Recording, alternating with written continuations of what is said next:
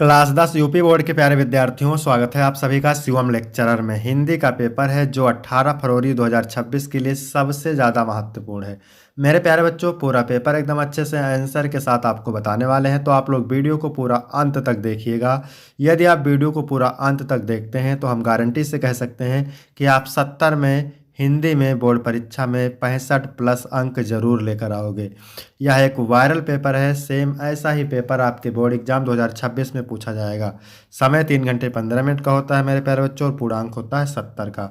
यहाँ पर थोड़ा सा निर्देश देख लेते हैं। निर्देश में क्या है? सभी प्रश्न अनिवार्य हैं। पेपर 2 खंड में होता है, खंड आ और खंड पा। खंड आ में 1 अंक के 20 बहुविकल्पीय प्रश्न होते हैं जिनका उत्तर आपको OMR शीट पर देना होता है, और खंड बा 50 अंक का वर्णनात्मक होता है जिसे आपको कॉपी पे लिखना रहता है।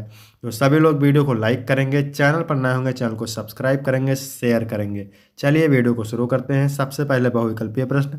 क्वेश्चन नंबर 1 है, रक्षाबंधन नाटक के नाटककार हैं। मोस्ट इंपॉर्टेंट है। उपेंद्र नाथ अस्क, हरिकृष्ण प्रेमी, राम कुमार वर्मा, चतुर्सेन शास्त्री। कमेंट करेंगे। रक्षाबंधन नाटक के नाटककार हैं हरिकृष्ण प्रेमी। बी ऑप्शन राइट हो जाएगा। इसके बाद मेरे प्यारे बच्चों, दूसरा प्रश्न है, रामधारी सिंह दिनकर की रचना है। संस्कृति के 4 अध्याय, साहित्य और कला, अनंत आकाश, इंद्रजाल। तो रामधारी सिंह दिनकर की रचना है संस्कृति के 4 अध्याय। ए ऑप्शन राइट हो जाएगा। अनंत आकाश जयप्रकाश भारती की रचना है। साहित्य और कला भगवत शरण उपाध्याय की रचना है, और इंद्रजाल जयशंकर प्रसाद की रचना है। तीसरा है, राग दरबारी रचना के उपन्यासकार हैं फणीश्वरनाथ रेणु, श्री लाल शुक्ल, अज्ञेय, नरेश मेहता, रमेश मेहता। तो राग दरबारी रचना के उपन्यासकार हैं श्री लाल शुक्ल। बी ऑप्शन मेरे प्यारे बच्चों करेक्ट हो जाएगा। मोस्ट इंपॉर्टेंट है। इसके बाद चौथा नंबर प्रश्न है, शुक्ल युग के अन्य नाम कौन से हैं? छायावाद युग, प्रेमचंद युग, प्रसाद युग। तो शुक्ल युग को अन्य नामों से जाना जाता है। छायावाद युग के नाम से जाना जाता है, प्रेमचंद युग के नाम से जाना जाता है, प्रसाद युग के नाम से जाना जाता है। तो इनमें से सभी यानी डी ऑप्शन करेक्ट हो जाएगा। पांचवा नंबर है, विष्णु प्रभाकर किस युग के कहानीकार हैं? भारतेंदु युग, छायावादी युग, द्विवेदी युग, आधुनिक युग। विष्णु प्रभाकर मेरे प्यारे बच्चों आधुनिक युग के क्या हैं? कहानीकार हैं। डी ऑप्शन करेक्ट हो जाएगा। इसके बाद है 6 नंबर प्रश्न, भाव विलास के रचनाकार हैं केशवदास हैं, देव हैं, पद्माकर हैं, मतीराम हैं। तो यहाँ पर देव ऑप्शन सही हो जाएगा। 7 नंबर है, हंस पत्रिका के संपादक हैं मोहन राकेश, प्रेमचंद, धर्मवीर भारती, गुलाब राय। हंस पत्रिका के संपादक हैं Munshi Premchand. B option right हो जाएगा। इसके बाद 8वां नंबर है, तार सप्तक का प्रकाशन वर्ष है 1943, 1951, 1959, 1979। तो तार सप्तक का प्रकाशन वर्ष है 1943। अगर पूछ ले दूसरा सप्तक का प्रकाशन वर्ष तो 1951 बताना है। तीसरा सप्तक पूछ ले 1959, चौथा 1979। फिर 9 नंबर है, जौहर काव्य के रचनाकार हैं श्याम नारायण पांडे, राम नरेश त्रिपाठी, सुमित्रानंद पंत, धर्मवीर भारती। तो जौहर काव्य के रचनाकार कौन है? श्याम नारायण पांडे। कौन है? ये ऑप्शन सही हो जाएगा, श्याम नारायण पांडे। इसके बाद 10 नंबर क्वेश्चन है मेरे प्यारे बच्चों, के रचनाकार हैं जयशंकर प्रसाद हैं, सूर्यकांत त्रिपाठी निराला हैं, सुमित्रानंदन पंत हैं, महादेवी वर्मा है। तो चिदम्बरा के रचनाकार हैं Sumitranandan Pant. C option right हो जाएगा। 11 नंबर प्रश्न है, पुण्य पुण्य मुनि उकसाही अकुलाही, देखि दशा हरगन मुस्काही। मुस्काही उपयुक्त पंक्तियों में प्रयुक्त रस है वीर रस है, हास्य रस है, करुण रस है, वात्सल्य रस है। तो इसमें मेरे प्यारे बच्चों हास्य रस है। बी ऑप्शन राइट हो जाएगा। इसके बाद 12 नंबर प्रश्न है, आहूत सी गिर पड़ी चिता पर चमक उठी ज्वाला सी। उपयुक्त पंक्तियों में प्रयुक्त अलंकार है अनुप्रास है, उपमा है, श्लेष है, रूपक है। देखिए यहाँ पर सी वाचक शब्द मिल गया है, यहाँ पर भी सी वाचक शब्द है, तो उपमा अलंकार है। दोहा छंद का ठीक उल्टा कौन सा छंद है? चौपाई है, रोला है, सोरठा है, बरवे है। तो दोहा का उल्टा होता है सोरठा। सी ऑप्शन करेक्ट हो जाएगा। इसके बाद 14 नंबर प्रश्न है, अनुरूप शब्द में प्रयुक्त उपसर्ग है। तो उपसर्ग किसी शब्दांश के पहले लगते हैं, तो रूप में अनुपसर्ग लगा है। सी ऑप्शन करेक्ट हो जाएगा। 15 नंबर है, राम कृष्ण में कौन सा समास है? अव्ययीभाव समास, द्वंद्व समास, कर्मधारय समास, तत्पुरुष समास। तो राम और कृष्ण, राम कृष्ण का विग्रह करेंगे तो हो जाएगा राम और कृष्ण। इसमें बीच में योजक चिन्ह लगा रहेगा और दोनों पद प्रधान होते हैं, तो इसमें होगा द्वंद्व समास। इसके बाद 16 नंबर है वायु, समीर, बयार इत्यादि हैं किसके पर्यायवाची? हवा के पर्यायवाची हैं। सी ऑप्शन सही हो जाएगा। तस्में शब्द में विभक्ति एवं वचन है, तो तस्में शब्द में चतुर्थी विभक्ति बहुवचन है। चतुर्थी विभक्ति क्या है? चतुर्थी विभक्ति बहुवचन। चतुर्थी विभक्ति एक वचन है। ए ऑप्शन राइट हो जाएगा। इसके बाद 18 नंबर है संदेहपूर्ण कथन को कहते हैं, संदेहात्मक वाक्य कहते हैं। आपका सी ऑप्शन राइट हो जाएगा। मैं पत्र लिखूंगा वाक्य का कर्मवाच्य में परिवर्तित वाक्य है, तो मेरे द्वारा पत्र लिखा जाएगा, मेरे द्वारा पत्र लिखा जाएगा। ए ऑप्शन राइट हो जाएगा। इसके बाद 20 नंबर क्वेश्चन है स्थानवाचक विशेषण है, तो स्थानवाचक विशेषण है आसपास। बी ऑप्शन राइट हो जाएगा। यहाँ तक 20 बहुविकल्पीय प्रश्न हो गए जो कि बोर्ड एग्जाम के लिए मोस्ट इंपॉर्टेंट है। इसके बाद है खंड बा वर्णात्मक प्रश्न, तो यहाँ 21 नंबर प्रश्न है निम्नलिखित गद्यांश पर आधारित 3 प्रश्नों के उत्तर दीजिए। गद्यांश 6 अंक का होता है, गद्यांश के नीचे 3 प्रश्न होते हैं 2-2 अंक के। तो किसी भी गद्यांश को हल करने से पहले सबसे पहले उसे पढ़ते हैं, और ये गद्यांश मोस्ट इंपॉर्टेंट है। मानो मन सदा से ही अज्ञात के रहस्यों को खोलने और जानने समझने को उत्सुक रहा है। जहाँ तक वह नहीं पहुँच सकता था वहाँ वह कल्पना के पंखों पर उड़कर पहुँचा। उसकी अनगढ़ और अविश्वसनीय कथाएं उसे सत्य के निकट पहुँचाने में प्रेरणा शक्ति का काम करती रही। अंतरिक्ष युग का सूत्रपात 4 अक्टूबर 1957 को हुआ था, जब सोवियत रूस ने अपना पहला स्पुतनिक छोड़ा। प्रथम अंतरिक्ष यात्री बनने का गौरव यूरी गागरिन को प्राप्त हुआ। अंतरिक्ष युग के आरंभ के ठीक 11 वर्ष 9 माह 17 दिन बाद चंद्रतल पर मानव उतर गया। मोस्ट इंपॉर्टेंट है पहला क्वेश्चन, उपयुक्त गद्यांश के पाठ और लेखक का नाम। ठीक है, यहाँ पर तो संदर्भ आपको लिख देना है। प्रस्तुत गद्यांश हमारी पाठ्यपुस्तक में संकलित पानी में चंदा और चांद पर आदमी पाठ से अवतरित है। इसके लेखक जयप्रकाश भारती हैं। इसके बाद दूसरा है रेखांकित अंश की व्याख्या। तो व्याख्या मेरे प्यारे बच्चों किसकी करना है? जिसकी रेखा खींची हुई, यहाँ से लेकर के यहाँ तक की करना है व्याख्या। तो चलिए देखते हैं व्याख्या कैसे लिखना है। हेडिंग डालना है रेखांकित अंश की व्याख्या।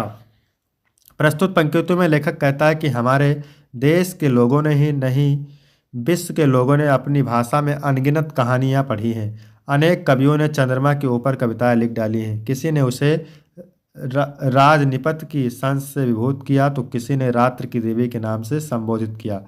इसके बाद तीसरा प्रश्न है प्रथम अंतरिक्ष यात्री कौन था? Yuri Gagarin. प्रथम अंतरिक्ष यात्री यूरी गागरिन था। फिर अथवा करके दिया है मेरे प्यारे बच्चों, इसमें से एक करना रहता है, लेकिन ये भी मोस्ट इंपॉर्टेंट है, कई बार पूछा जा चुका है। ठीक है, हिंदी में प्रगतिशील साहित्य का निर्माण हो रहा है। उसके निर्माता यह समझ रहे हैं कि उनके साहित्य में भविष्य का गौरव निहित है, पर कुछ समय के बाद उनका यह साहित्य भी अतीत का स्मारक हो जाएगा, और आज जो तरुण है वही वृद्ध होकर अतीत के गौरव का स्वप्न देखेंगे। उनके स्थान में तरुणों का दूसरा दल आ जाएगा जो भविष्य का स्वप्न देखेगा। दोनों के ही स्वप्न सुखद होंगे, क्योंकि दूर के ढोल सुहावने होते हैं। तो किस चैप्टर से लिया गया है? ये लिया गया है क्या लिखूं चैप्टर से, और लेखक का नाम है पद्मलाल पन्नालाल बख्शी।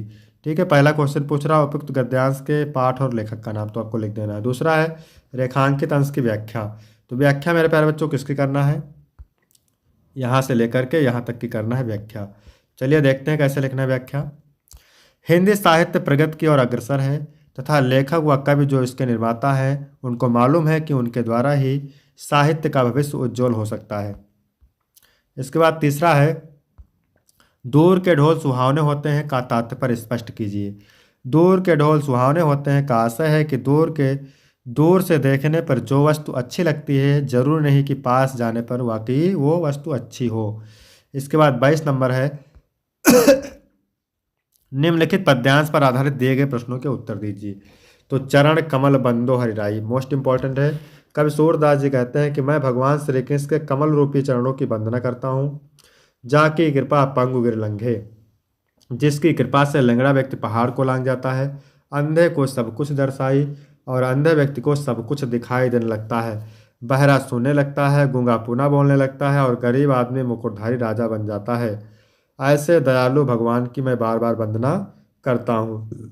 उपयुक्त पद्यांश का संदर्भ लिखिए। तो ये पद नामक चैप्टर से लिया गया है और इसके कवि सूरदास हैं, तो आप संदर्भ लिख देंगे।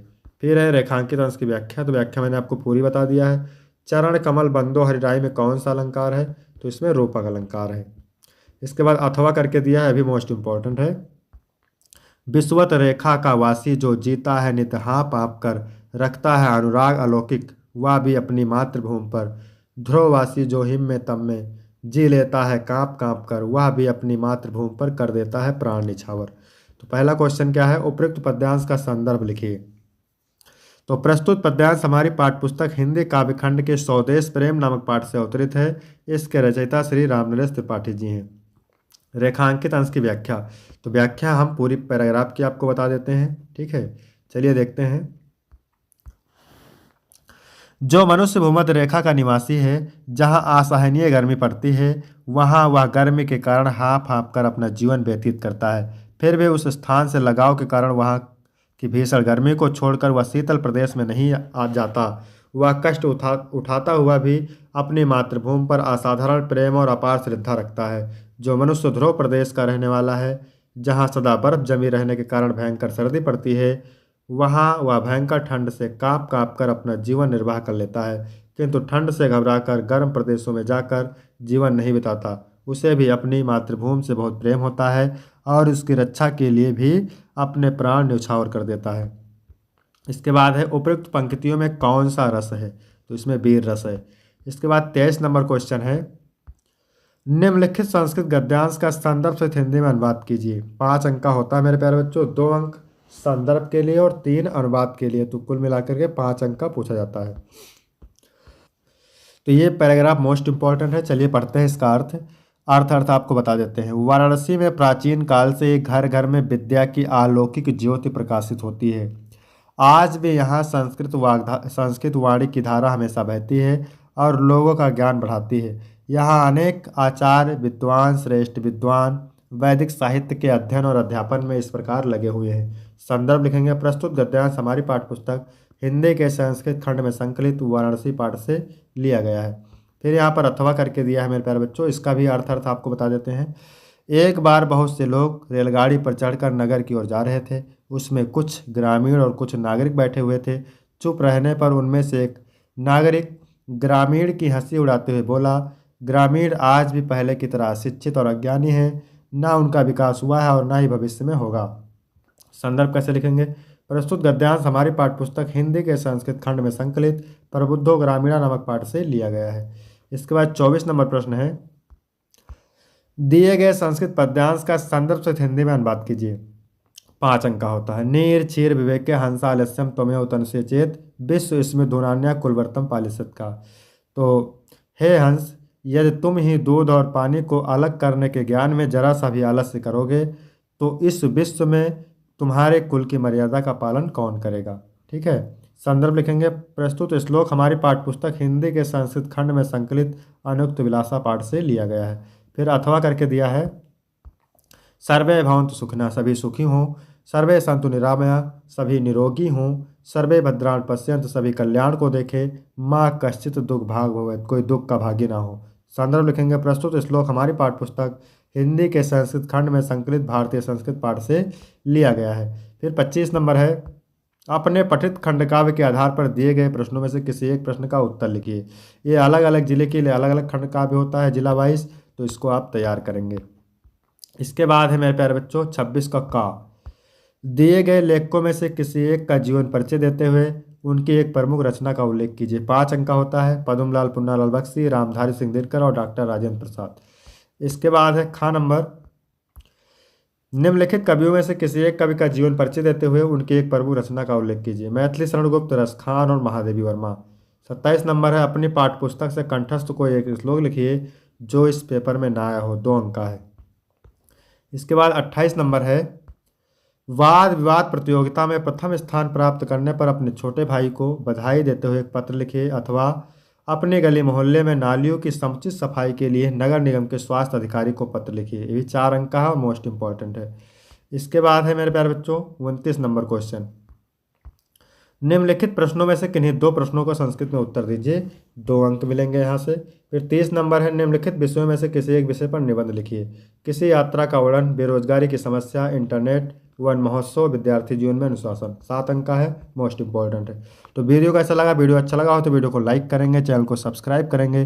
फिर मिलते हैं आपको अगली वीडियो में, तब तक के लिए जय हिंद जय भारत।